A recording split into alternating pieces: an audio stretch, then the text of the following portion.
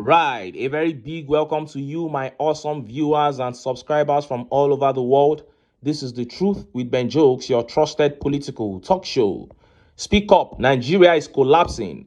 Don't fear anybody. Peter Obi, the presidential candidate of the Labour Party in the 2023 general election, Mr. Peter Obi has urged party members not to fear anyone, stressing that Nigeria is in a state of collapse and urgently needs rescue.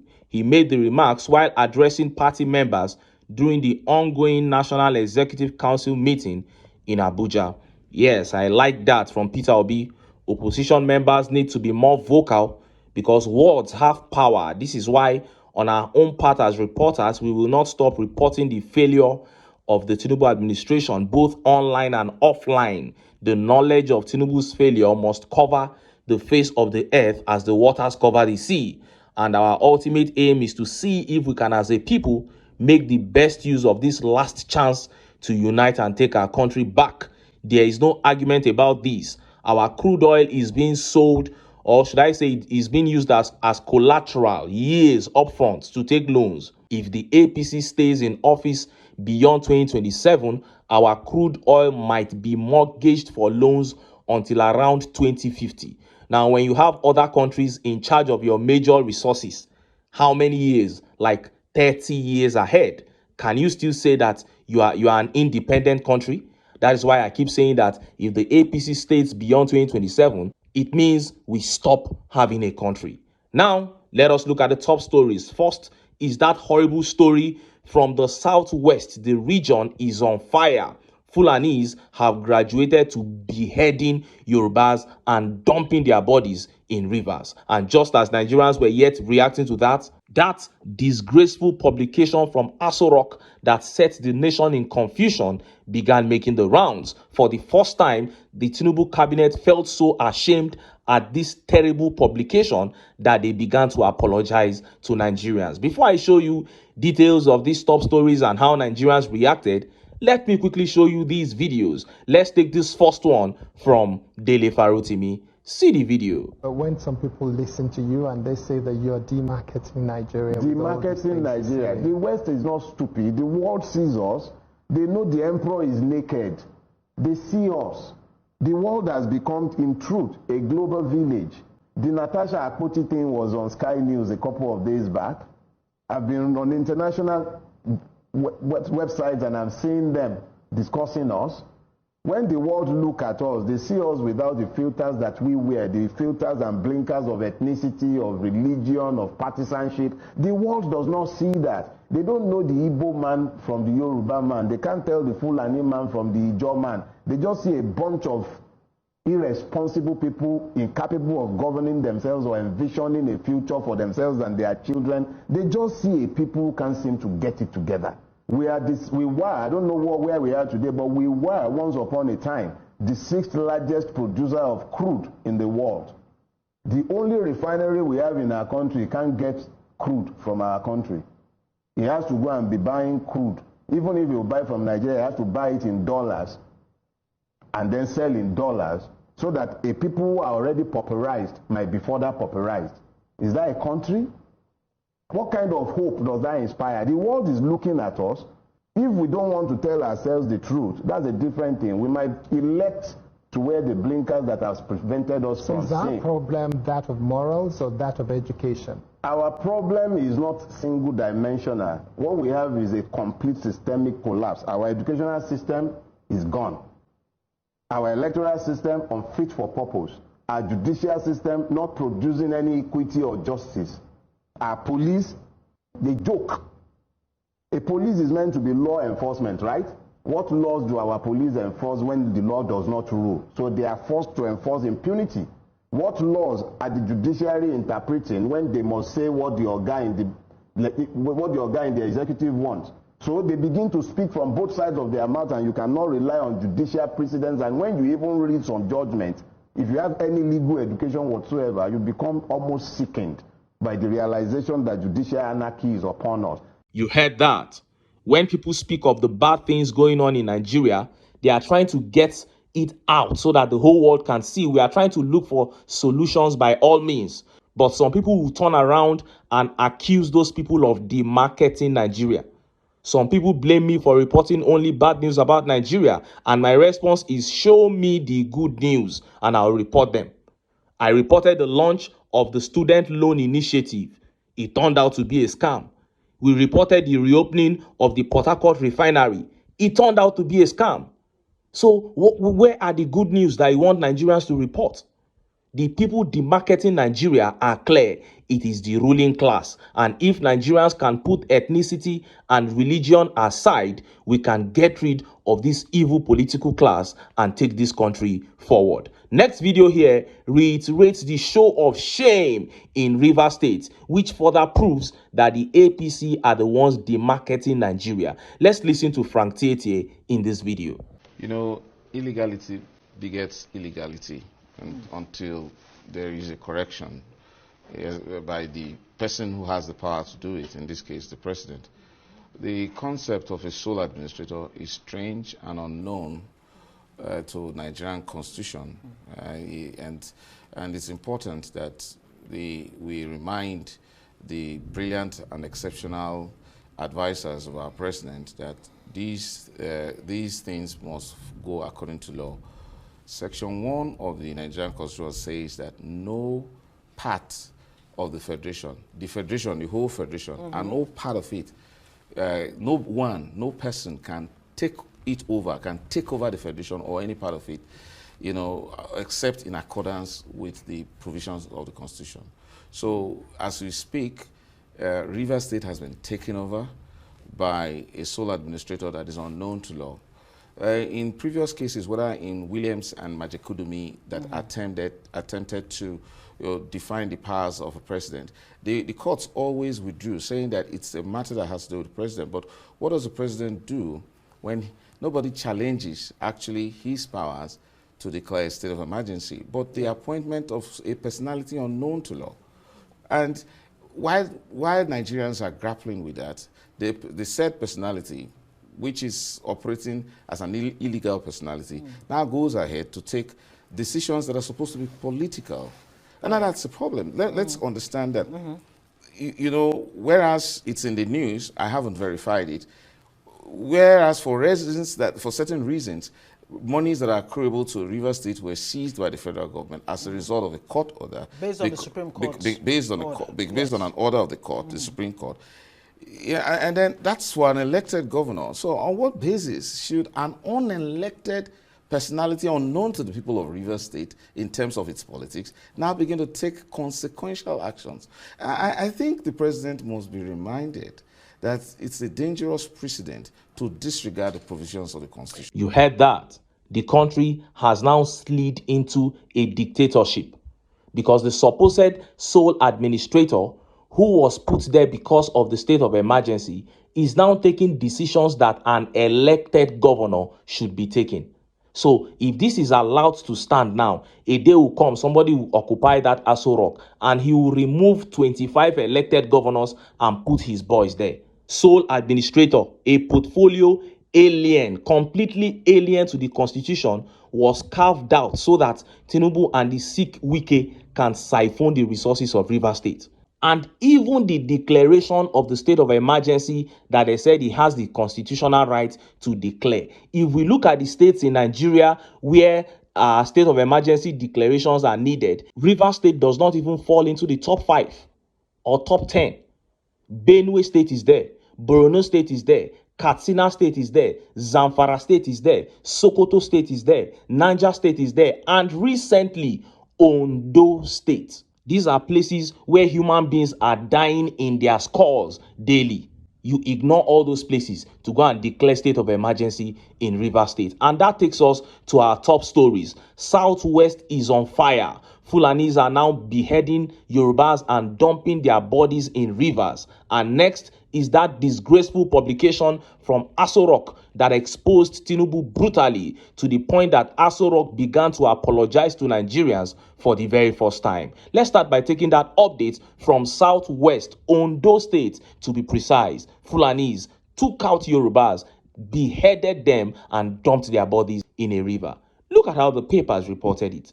Ondo residents have been gripped by horror as 3 headless corpses were discovered floating in a river near Ore. Panic has gripped residents of Odigbo local government area in Ondo State following the shocking discovery of 3 headless bodies floating in a river along the Odigbo-Ore road. These they gathered on Wednesday that the gruesome discovery was made when locals stumbled upon the decomposing bodies floating in the river, with some lodged against the river banks. However, eyewitness accounts suggest that the victims were brutally murdered and dumped in the river by suspected kidnappers. A former youth leader of the community, who simply identified himself as Sheleola, expressed shock over the incident. "I was shocked when I first heard about it over the phone. I rushed to the scene hoping to identify the victims through their clothing or any other means. But all efforts proved abortive," he said. Sheleola, however, urged the residents to remain vigilant and security conscious in the wake of the incident. When contacted, the police public relations officer (PPRO) in the state, Ayanlode Olushola Olayinka, confirmed the development. His words: "I can confirm to you that some 3 bodies were discovered at the river in Odigbo, and immediately it was reported at the Ore division. The DPO of that division moved a detective to the scene where the 3 bodies were recovered. However, the DPO, upon recovering the bodies, they were taken to the morgue at the General Hospital, and the DPO summoned the community leaders and all interest groups to ensure the identification of the bodies." Wow, this is so sad. Just yesterday, the people of Ondo State stormed the office of their governor, Lucky Aiyedatiwa, with many bodies of citizens slaughtered by Fulani headsmen. Today, they are having, to deal with headless bodies. And do you know what happens when casualties are without heads? They will gather everybody in that community, perhaps even surrounding community. They will gather and start trying to identify the corpse. The dead, even in death, will be embarrassed. And after discovering who it is, the family will be sad and embarrassed at the same time. This should never be happening in our country, Nigeria. And Adewale here says, "Mr. Lucky Aiyedatiwa, I think you have danced enough, Mr. Governor. Ondo State is gradually becoming a den of criminals. And as the CSO of the state, you have to urgently do something to end the spate of attacks by these criminals. Ondo has always been known for peace. Please act now. It is such a shame. Ondo has never been known to be a haven for crime until the APC took over the state." And Victor here says, "They have successfully mined their skull." That is the situation. Ayman says, "State of emergency." Oh, you are not declaring here, but you quickly declared in River State, obviously because of the resources of the state. What a shame. And just as Nigerians were yet reacting to that update from Aso Rock began circulating after millions of Nigerians blasted TINUBU for his lopsided appointment, appointing only Yorubas to key positions. His aides, Sunday Dare and Bayo Ononuga, moved to defend him. Nobody begged them. They just moved to defend him. And they decided to publish a list of his appointees to tell Nigerians that the appointments are not lopsided. But they played a trick on Nigerians. They left out some Yoruba names to hide the nepotism and lopsidedness of the appointments, thinking that Nigerians will not scrutinize it. But Nigerians began scrutinizing it immediately, and they fished out the omission of Femi Gbajabiamila. Of everybody to exclude, they excluded Femi Gbajabiamila. And before Nigerians could point out more names, they quickly took down the list and began apologizing. Look at how the papers reported it. "We are sorry. Presidency apologizes over errors in federal appointments list. The presidency has apologized for the errors in the list of appointments released to counter the narrative about Bola Tinubu's alleged lopsided appointments. The president's appointments have been a topic of conversation lately as opposition politicians accused him of favoring his tribesmen and women over Nigerians from other ethnic groups. In a recent interview with Arise TV, Senator Ali Ndume, an APC lawmaker representing Borno South, accused Tinubu of violating the federal character principle in his appointments. Ndume said he decided to call Tinubu's attention to his lopsided appointment because as a lawmaker, he has the right to criticize Tinubu even though they belong to the same party. To counter the allegation, the presidency released a list of Tinubu's appointees and their geopolitical zones. The list showed that Tinubu had appointed 29 people from Southwest, his home region, 35 from Northwest, 22 from South-South, 16 from Southeast, 25 from North Central, and 24 from Northeast. However, the president's critics have pointed out that the list was not comprehensive, as the name of a major appointee from Tinubu's home region was missing. The omission of Tinubu's chief of staff, Femi Gbajabiamila, from the list further strengthened the regional imbalance narrative against Tinubu's administration, as the list clearly showed that the Southeast is highly underrepresented in his government. As the document sparked debate on social media, Sunday Dare, the special advisor, media and public communications spokesperson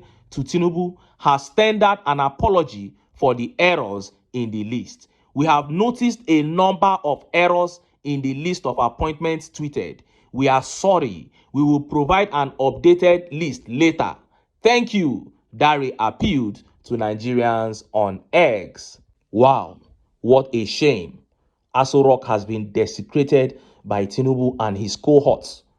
This is similar to what Ajuri Ngelale did. There was a time, Tinubu was supposed to issue a statement and maybe he was not fit to issue the statement. Ajuri Ngelale then took an old video and changed the date and posted it on Tinubu's Twitter page as a new video.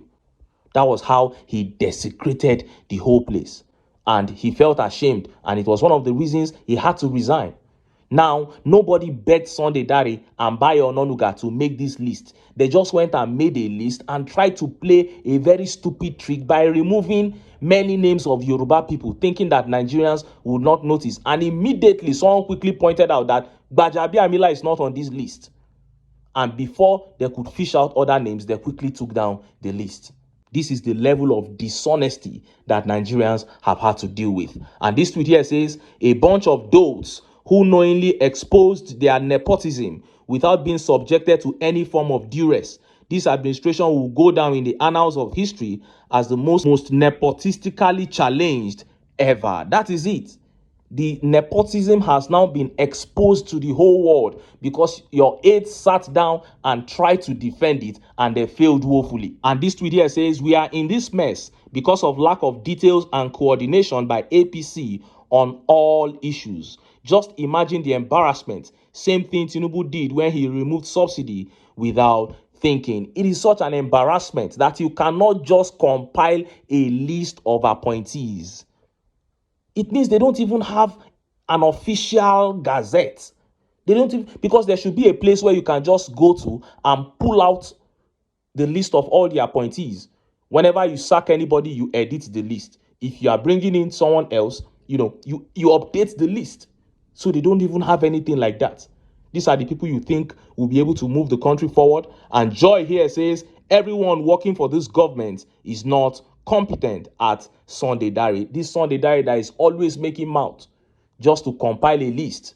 You are trying to play tricks on Nigerians. And this tweet here says, this is how they go about insulting themselves. Who asked them to release the list in the first place? Everyone knows that we are in Yoruba nepotistic administration. So what are they trying to defend? Clueless people. Anyway, make I leave am here. Make I still enter town. Make I go get some ogbonge political news wey una go like. Why? Because of una. Now I dey here. So don't go away. Don't go.